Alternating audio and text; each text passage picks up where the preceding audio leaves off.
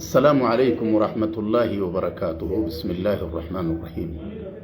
الحمد لله رب العالمين، والعاقبة المحمودة للمتقين، ولا عدوان إلا على الظالمين.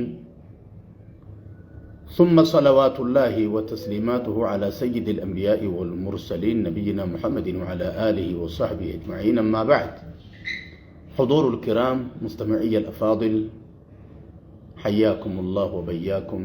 ونعم اللقاء. قيا ربي انقلني أقو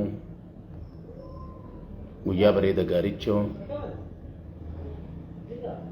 بيا بورنا مقالا يابلو كيس جرة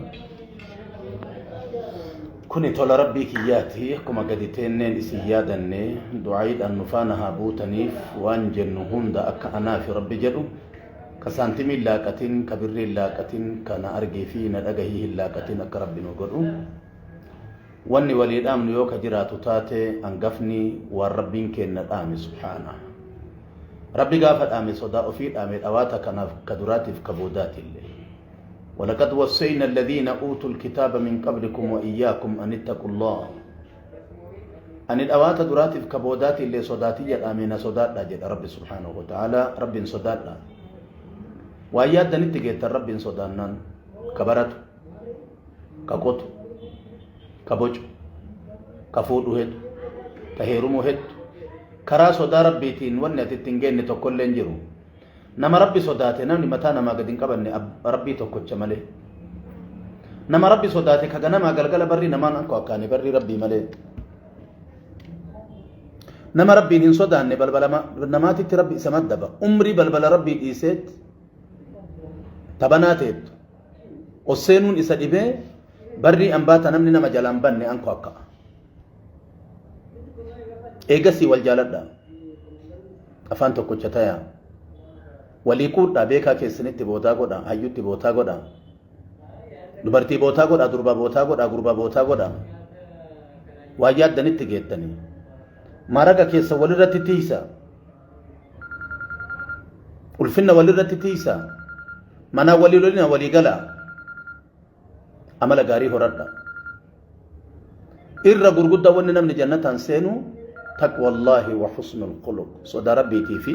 amala gaariidha irra gurguddaa waan namni ibidda jahannamin seenu alfamu wal farju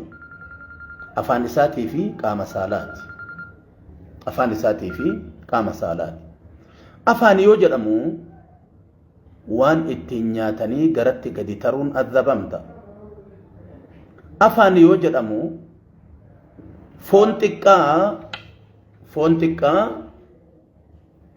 hiddatti muranii osoo lukkuu jala buusanii haga firii qamadii lukkuun quuyne kadirra banii aadam ciraa oolu kanaan fuula rabbiititti saalfatta خف عليك هذا جدير رسول ربي عليه الصلاة والسلام معاذ بن جبل خف عليك هذا الربا قد انديسنا سلبنا نسنقايا hamilee gugurdaa qabdan yaada gugurdaa qabdan of duratti hamileen teessan guddoon kabajamaa fuula rabbii kennaa arguu fi mandara nagayaa ganda rabbii harka ofiitiin ijaare daarussalaamitti galuudha soo tokko keessaan hafne hunda keessan daarussalaamiin rabbi isin haa gayu nama waan yaadetti gahee rabbi isin haa taasisu jabaadha yaquulu sallallahu alayhi wasallam man yadman li maa bayna lahyayhi wa maa bayna fakhidayhi fa adman lahu aljanna namni waan qaanjajjaa isaa lamaan jidduu jiruun waa balleessuu dhabu ofnaa qabu eenyu ka anjannata isaa of qabu jedha rasuulli rabbi alayhi salaatu wassalaam wanni qaanjajjaa keenna jidduu lamaan jiru arraba kana wanni koofateenna jidduu lamaan jiru ammoo qaama saalaati jara kana lamaanii waa galaafachuu dhabu namni onnaa qabu eenyu ka ani isaa of qabu jedha rasuulli keenna alayhi salaatu wassalaam ana gurbaa jedhuu fi hintala ana jettu rabbi bichatu beeka waan ta'eef jecha jabaadha bakka jirtanitti dagaagaa darara qanani'a hora horadha bobbaasa galcha